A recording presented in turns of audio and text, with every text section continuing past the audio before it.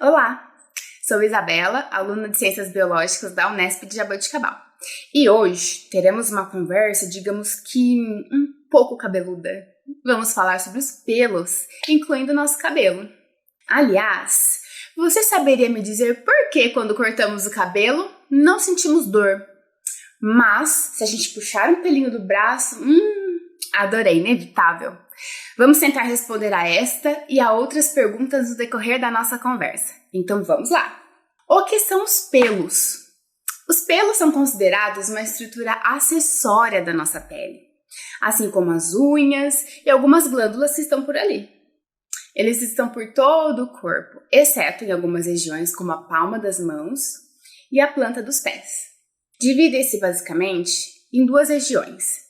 A haste, que é a parte que fica para fora da pele, constituída por células mortas e proteínas, e a raiz, que fica dentro da derme e contém células vivas.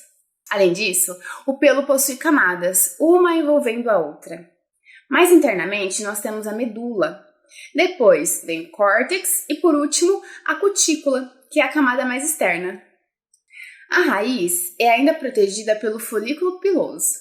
E ao redor do folículo piloso há a bainha dérmica, como se fosse uma capa protetora. E juntos formam o bulbo, que lembra o formato de uma cebola. Em volta do bulbo há outras estruturas, tais como as glândulas sebáceas, as células musculares lisas que se conectam com a bainha do bulbo capilar e as regiões terminais de neurônios, chamadas de axônios. São esses axônios que vão levar a informação para o sistema nervoso quando o pelo é arrancado, desencadeando a resposta de dor. Sabendo disso, quais são os tipos de pelos que nós temos?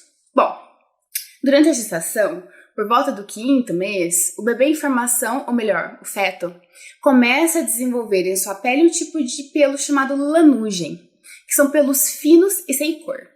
Lá no final da gestação, algumas regiões do corpo perdem a lanugem e passam a ter os pelos terminais, que são mais grossos, formando as sobrancelhas, os cílios e o couro cabeludo. Nas outras partes do corpo, a lanugem é substituída pelo que chamamos de velos. Então, o bebê nasce, cresce, torna-se uma criança e logo em seguida, vem a tão famosa fase que várias pessoas costumam chamar do quê? Fase da aborrecência, que inicia-se com a puberdade.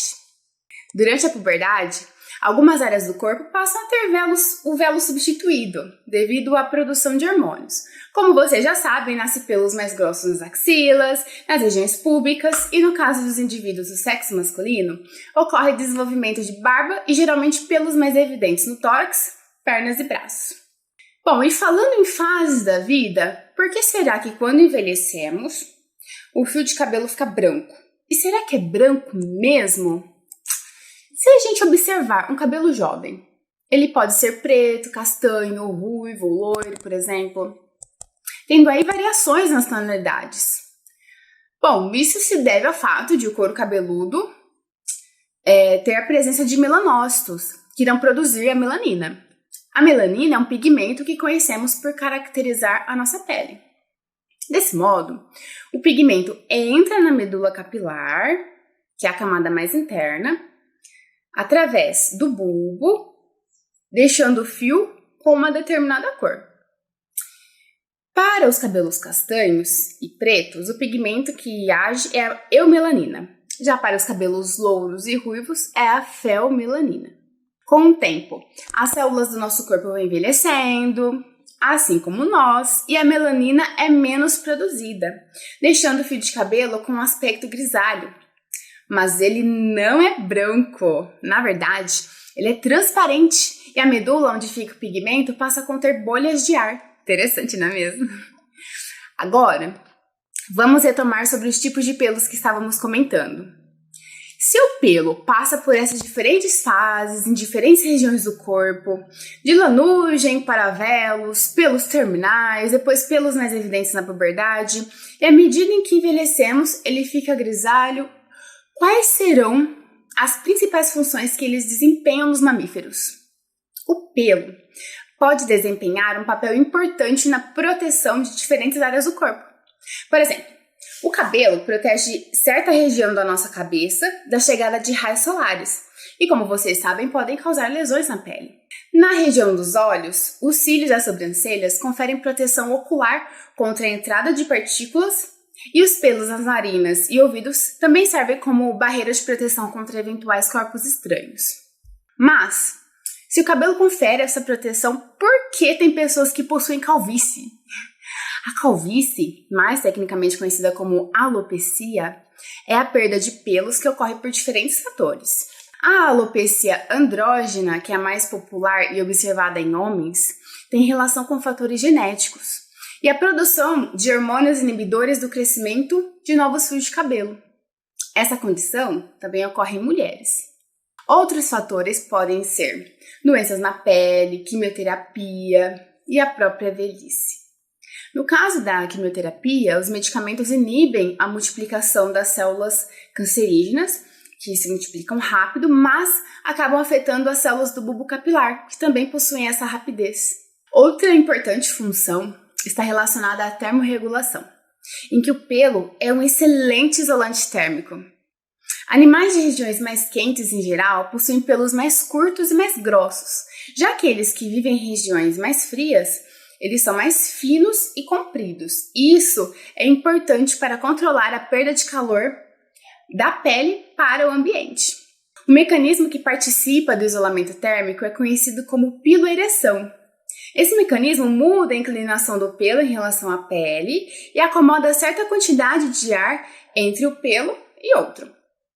E como o ar não é tão bom condutor térmico, possibilita que o animal mantenha a temperatura corporal.